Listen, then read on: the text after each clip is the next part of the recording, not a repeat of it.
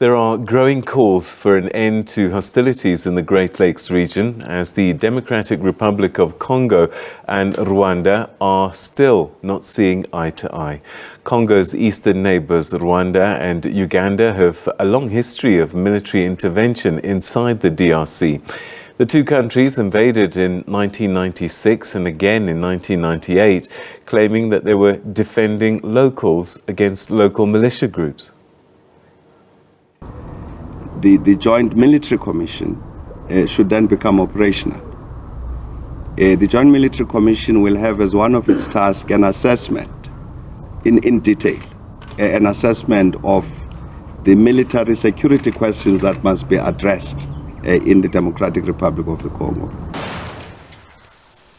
Former South African President Thabo Mbeki has always been one of the central players in the mediation efforts in the Great Lakes region. Here he was making reference to the Lusaka Agreement, which was supposed to stop hostilities within the territory of the DRC.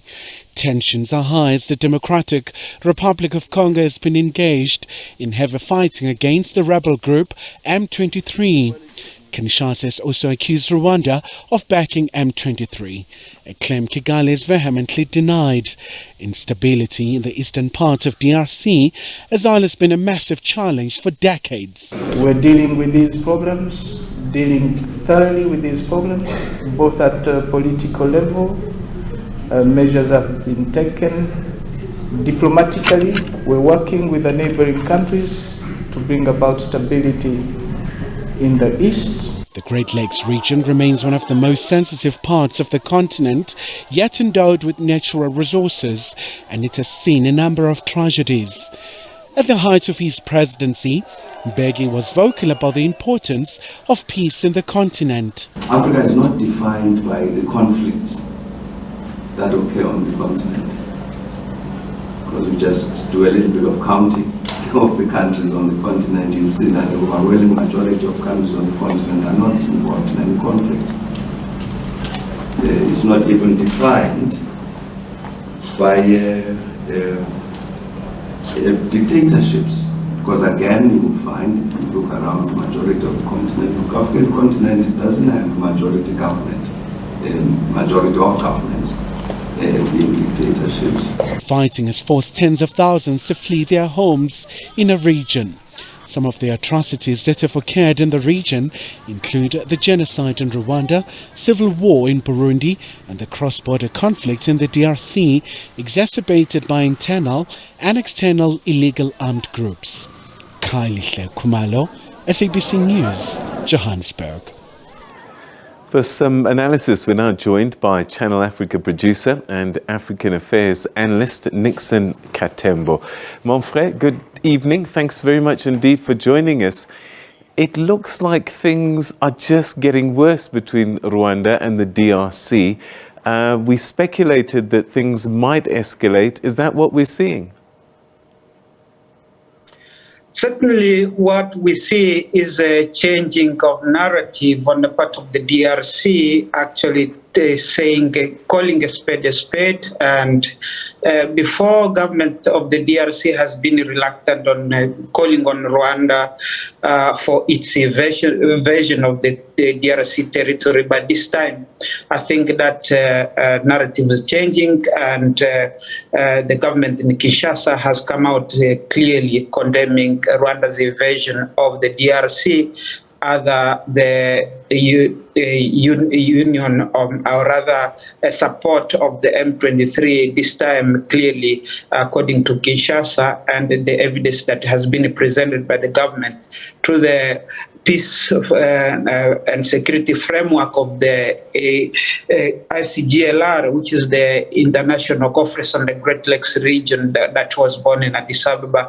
The evidence which was presented through that particular security mechanism showing clearly artillery, arms that are registered for the Rwandan armed forces being found on M23, and a clear support of the M23 by Rwandan defense forces, something that civil society in Eastern DRC, particularly in the town of Bunagana, as well as civilians, have come out clearly sending a strong message that they are against Rwanda's invasion. This time they are not calling it as a M23 rebellion.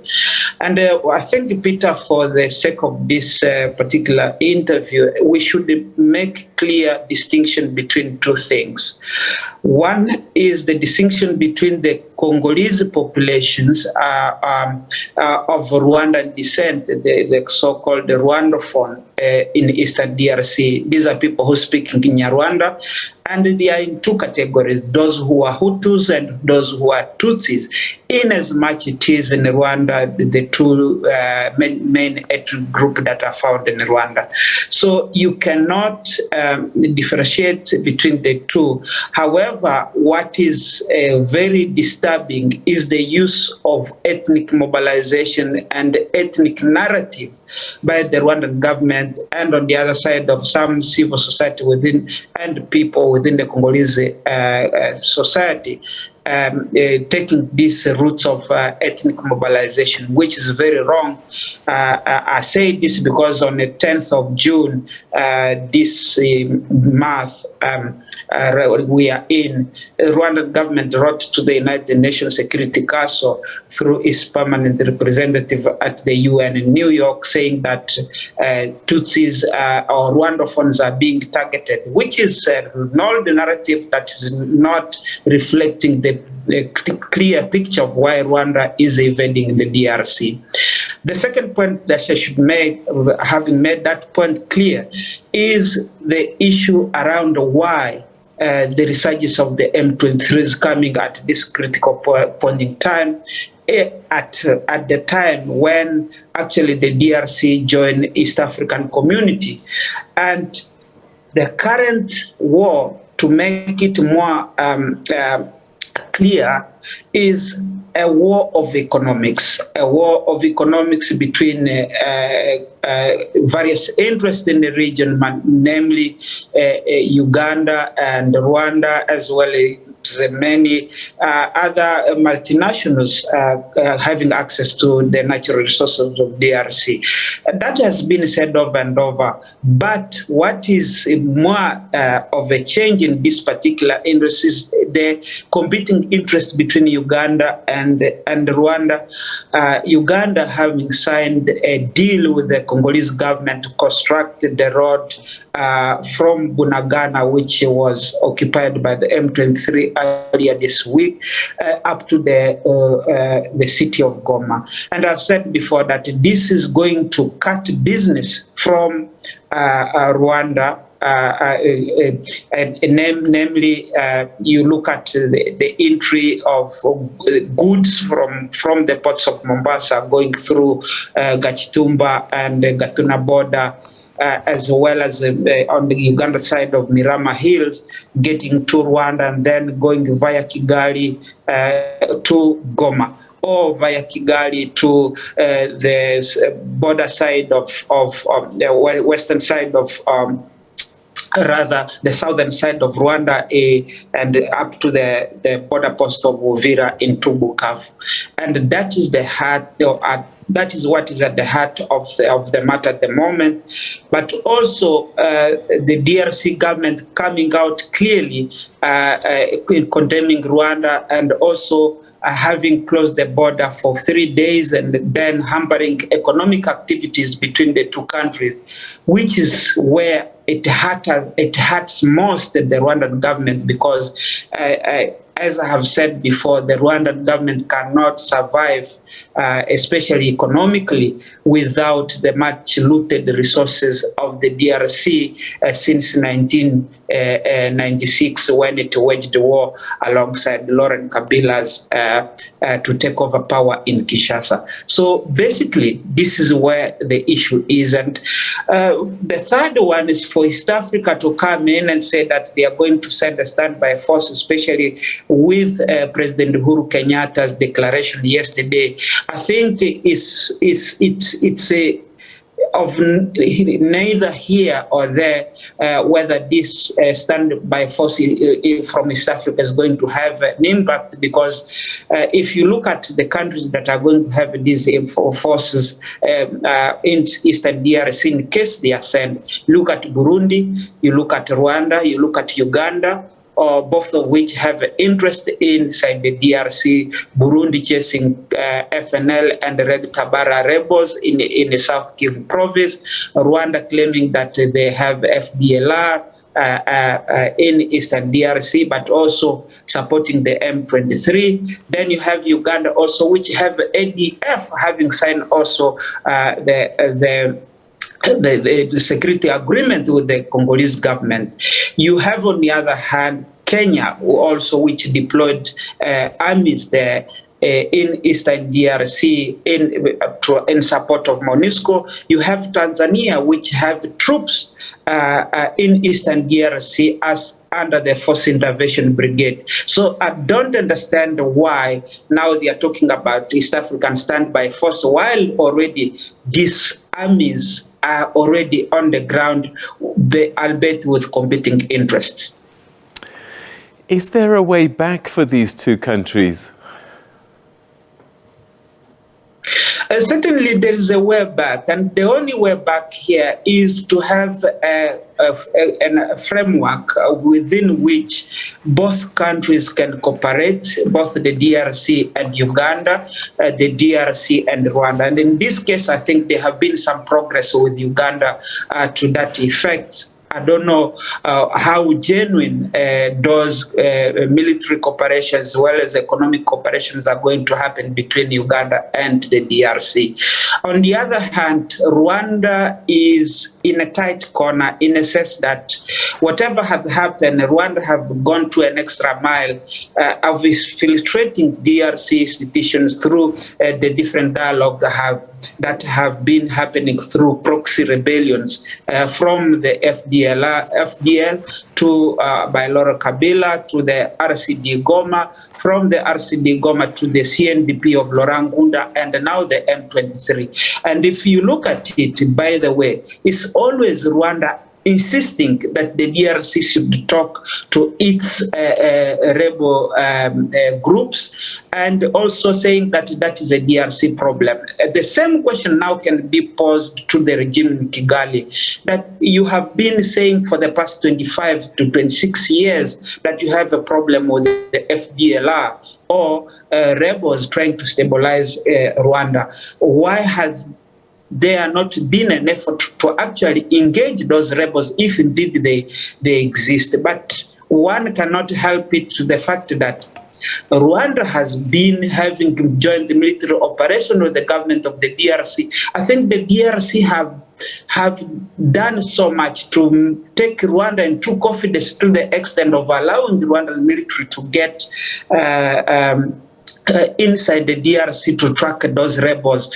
So it bogs my mind really to see that this old narrative that is being recycled from the regime in Kigali, that we are fighting FDLR, and now if it is not the FDLR, now the current narrative is around the Congolese National Army joining forces with FDLR, because they say that FRDC stroke FDLR.